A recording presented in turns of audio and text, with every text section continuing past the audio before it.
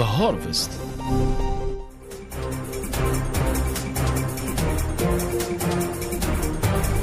Good afternoon to you, Africa. This is Imene Nouad with the latest news from across the continent and the world. Algerian President Abdelmadjid Tebboune arrives to the Palais des Expositions Maritimes Safex to inaugurate the 33rd edition of Algerian Production Fair in Algiers. The event features over 600 national companies, startups and artisans, highlighting Algeria's industrial and economic capabilities under the slogan "Algeria builds its future," organizer says.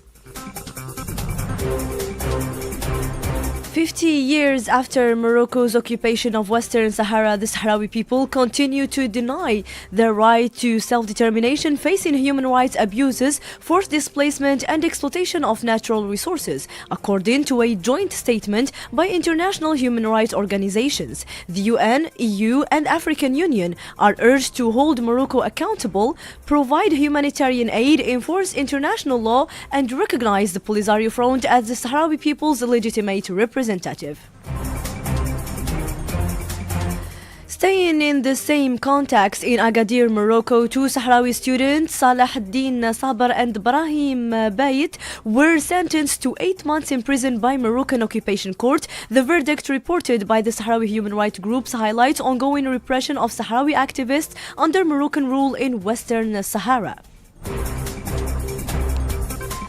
The President of People's National Assembly and Arab Interparliamentary Union, Brahim Boughali, strongly condemns foreign interference in Arab states' internal affairs. He warns against hosting or supporting extremist groups, describing such acts as a threat to regional and international security.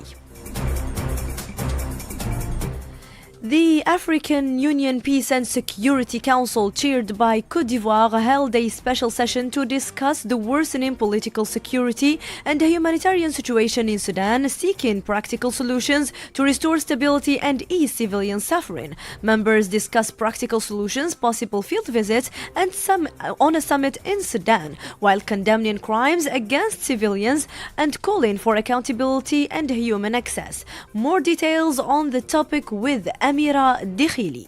Members of the African Union Peace and Security Council examined ways to reach practical solutions to the Sudanese crisis, including the possibility of organizing a field visit to Sudan and convening a special African summit of heads of state and government dedicated to this issue. The Council renewed its strong condemnation of the criminal acts and massacres committed by the Rapid Support Forces militia, rejected any foreign interference that could foil the conflict, and stressed the need to hold those responsible accountable while ensuring the delivery of humanitarian assistance to the Sudanese people. The Council also emphasized the importance of preserving Sudan's unity and sovereignty, rejected any parallel government, and underlined the need to coordinate African efforts with IGAD and United Nations bodies. The African Union Peace and Security Council adopted a statement on this matter, expected to be released.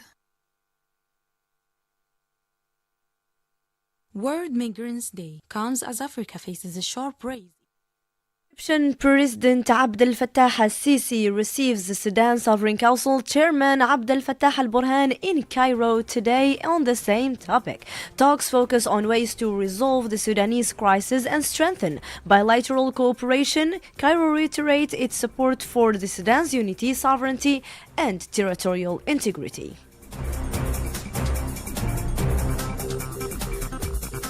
Benin's President Patrice Talon holds a press conference today expected to address recent national developments, including security concerns, constitutional revisions, and electoral tensions.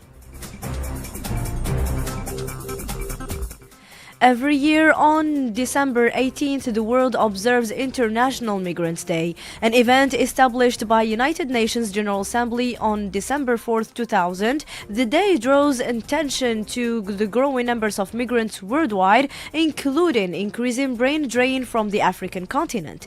Yasmin Ben Ashur provides further insights. World Migrants Day comes as Africa faces a sharp rise in brain drain, with thousands of doctors, engineers, and researchers leaving their countries in search of better jobs, higher salaries, and more stable working conditions. This situation gives migrants better opportunities, but it also means government must act to reduce the loss of skilled people. This requires serious reforms, real investment in people, and turning migration from a silent loss into a balanced development partnership. As the world marks this day, Africa's brain drain remains a major challenge for decision makers, keeping skilled workers in no longer a choice, but an urgent development need. Africa has the talent, it only needs reasons to stay and hope for the future.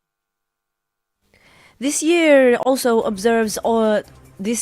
observes also and emphasizes migrants' right to health. The World Health Organization underscores that protecting migrants' physical and mental well-being is crucial for social cohesion, resilient health system, and achieving universal health coverage, particularly across Africa. Algeria marks World Arabic Language Day, celebrated annually on December 18th, reaffirming the central role of Arabic as a pillar of national identity, cultural heritage, and unity. Arab countries and cultural institutions also commemorate this day, the World Arabic Language Day, recognized by the UNESCO, highlighting the Arabic language contribution to human civilization, science, and intercultural dialogue. Concluding this harvest with sports news, as former Nigerian captain Ahmed Musa announces his retirement from international football after 15 years on the field. The Super Eagles' most capped player leaves with 111 appearances, an AFCON title, and a record as Nigeria's top World Cup goals scorer. And that's all for today's harvest. Thank you to paying attention to the full list. Keep enjoying our programs produced to you for the day with Ifriqiya.